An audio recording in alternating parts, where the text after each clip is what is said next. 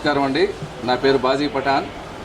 AP CPS employees association Andhra Pradesh రాష్ట్ర శాఖ అధ్యక్షుడిగా పనిచేస్తూ ఉన్నాను. ఈరోజు అనంతపురం జిల్లాలో జూలై 11వ తారీఖున అనంత సాయి మహాసంగ్రామం అనేటటువంటి కార్యక్రమాన్ని సిపిఎస్ను రద్దు చేసి ఓపీఎస్ను పునరుద్ధరించాలి అనేటువంటి నినాదంతో మేము తీసుకోవడం జరిగింది. ఈ కార్యక్రమంలో 2 జిల్లాలకు సంబంధించి, ఉమ్మడి జిల్లా అనంతపురం సంబంధించి మరి వేల మంది సిపిఎస్ ఎంప్లాయీస్ అన్ని డిపార్ట్మెంట్ నుంచి హాజరయ్యారు. మా నినాదం ఒకటే, మా విధానం ఒకటే, మా జెండా ఒకటే, మా అజెండా ఒకటే. సిపిఎస్ను రద్దు చేసి ఓపీఎస్ని పునరుద్ధరించాలి. అది 2015వ సంవత్సరం నుంచి మేము డిమాండ్ చేస్తూనే ఉన్నాం.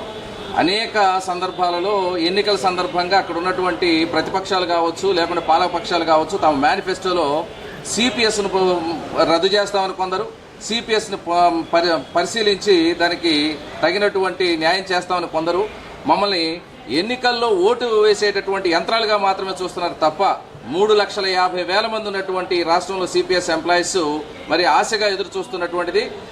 ఈ దేశంలో ఇప్పటికే సిపిఎస్ నుంచి బయటకు వచ్చినటువంటి 5 రాష్ట్రాలు మరి ఉన్నాయి. వాళ్ళందరికీ సిపిఎస్ని అమలు చేసేటటువంటి, ఓపీఎస్ని అమలు చేసేటటువంటి ఆ విధానాలు ఏవో మన రాష్ట్రంలో కూడా అమలు చేయొచ్చు. ఎందుకు అమలు చేయడం లేదు, ఎందుకు వాటి మీద నోరు విప్పడం లేదు అనేటటువంటిది మాకు తీవ్ర ఆక్షేపణగా ఉంది. ఎందుకంటే ఈ కూటమి ప్రభుత్వం కూడా ఎలక్షన్ల సమయంలో మమ్మల్ని మరి అక్కడ జరిగినటువంటి సభలు, అనేకమైనటువంటి రాష్ట్ర వ్యాప్త సభల్లో సంవత్సరం సమయం మాకు ఇవ్వండి, కూటమి ప్రభుత్వం అధికారంలోకి వచ్చిన తర్వాత కేంద్ర ప్రభుత్వంతో మాట్లాడి ఈ సిపిఎస్ విధానాన్ని పునఃసమీక్షించి మీకు అందరికీ ఆమోదయోగ్యమైనటువంటి పరిష్కారం మేము చూపిస్తాం, ఖచ్చితంగా చేస్తామని మన గౌరవ ఉప ముఖ్యమంత్రి గారు పవన్ కళ్యాణ్ గారు చెప్పున్నారు. అలాగే మేనిఫెస్టోలో కూడా దాన్ని పొందుపరచడం జరిగింది. మేము అడుగుతున్నాం, ఇంకా సంవత్సరం కాలేదా? సంవత్సరం అంటే ఎన్ని రోజులు? ఒక ఆయన సంవత్సరం అంటే, వారం అంటే, నెల అంటే సంవత్సరాలు గడిపేశారు.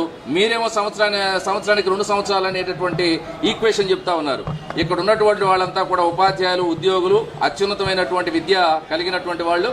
మీరు చేసేటటువంటి ప్రమాణం ఏదైనా కానీ ఆ ఎన్నికల ప్రమాణాలు ఊరికినే గాలివాటు మాటలుగా ఉండకూడదనేటటువంటిది మేము తీవ్రంగా ఆక్షేపిస్తా ఉన్నాం. సంవత్సరం సమయం అడిగారు, 2 సంవత్సరాలు అయిపోయింది. సిపిఎస్ మీద మీరు తీసుకునేటటువంటి విధానం ఏంటో దానికి ఒక్కసారి మరి మీటింగ్ను కూడా కండక్ట్ చేయలేక మీరు ఉన్నారు. అధికారులు అటు సిపిఎస్ మీద నోరు విప్పడం లేదు, అలాగే ప్రభుత్వ పెద్దలు నోరు విప్పడం లేదు. గౌరవ ముఖ్యమంత్రి చంద్రబాబు నాయుడు గారిని, అలాగే ఉప ముఖ్యమంత్రి ఎవరైతే మాకు హామీ ఇచ్చారో పవన్ కళ్యాణ్ గారిని మేము వేడుకుంటున్నాం. ఈ వేడుకునేటటువంటి స్వరం పెరిగి నిరసన స్వరంగా, నిరసన గళంగా మారేటటువంటి పరిస్థితి తెచ్చుకోవద్దని చెప్పేసి ఈ ప్రభుత్వాన్ని మేము వేడుకుంటున్నాం. ఇక హెచ్చరికల వరకు మేము వెళ్ళేటటువంటి పరిస్థితిని దయచేసి మీరు క్రియేట్ చేయొద్దు. ఈ రాష్ట్రంలో ఉన్నటువంటి సిపిఎస్ ఎంప్లాయీస్ అంతా కూడా చాలా నిరాశ నిస్పృహల్లో కొట్టుమిట్టాడుతూ ఉన్నారు. అనేకమైనటువంటి మాకు రావాల్సిన బెనిఫిట్స్ ఏవైతే ఉన్నాయో వాటిని కూడా ఇవ్వకుండా సంవత్సరాల పాటుగా, దాదాపుగా 8 సంవత్సరాల నుంచి మాకు డిఏ అరియర్స్ కానీ ఇంకోటి కానీ ఇవ్వకుండా మీరు వేధిస్తూ ఉన్నారు. ప్రభుత్వాలు మారుతున్నాయి కానీ విధానాలు మారడం లేదు.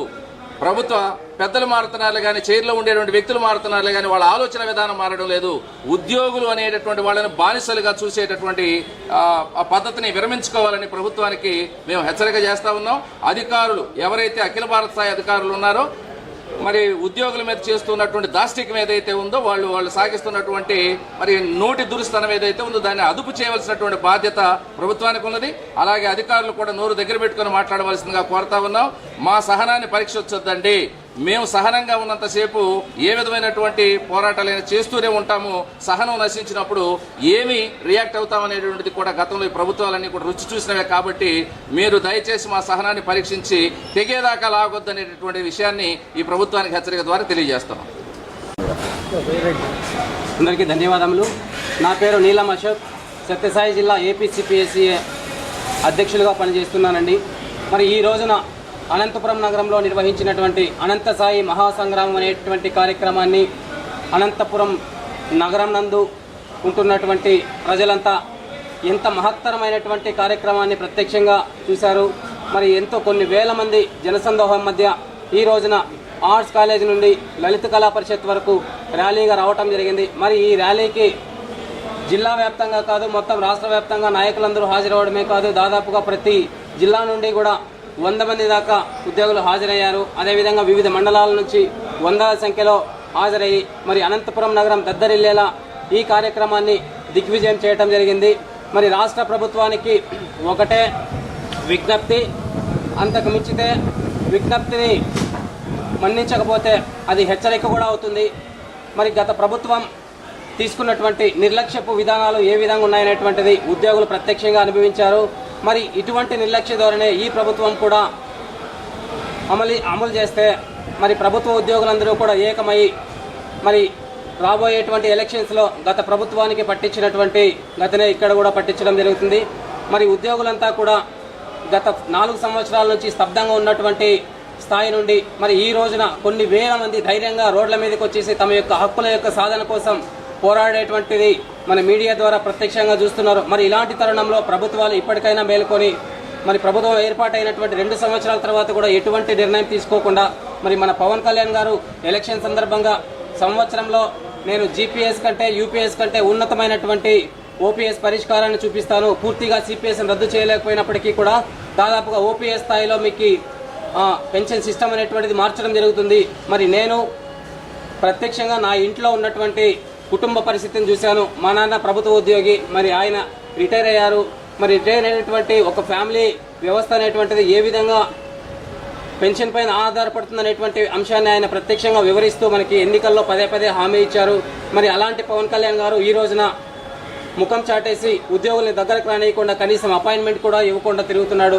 మరి ఇలాంటి తరుణంలో మేము ఎవరిని అడగాలి, ఏ విధంగా అడగాలి అనేటువంటి అవకాశం కూడా మాకు ఇవ్వలేదు. ఇలాంటి సందర్భంలో ఉద్యోగులందరూ కూడా తమ యొక్క హక్కుల యొక్క సాధనని మరి ప్రత్యక్షంగా అమలు చేసే తప్పిస్తే మరి ఉద్యోగులందరూ ఏకమై తిరిగి మునుపటి స్థాయిలో చూశారు. ఇందాక మరి గత కొన్ని సంవత్సరాల కింద ఏపీసీపీఎస్సీ అనేటువంటి కొన్ని యూనియన్ కొన్ని లక్షల మందితో మరి ఉద్యమాలు చేసినటువంటి తీరు అందరికీ తెలిసినటువంటి విషయమే.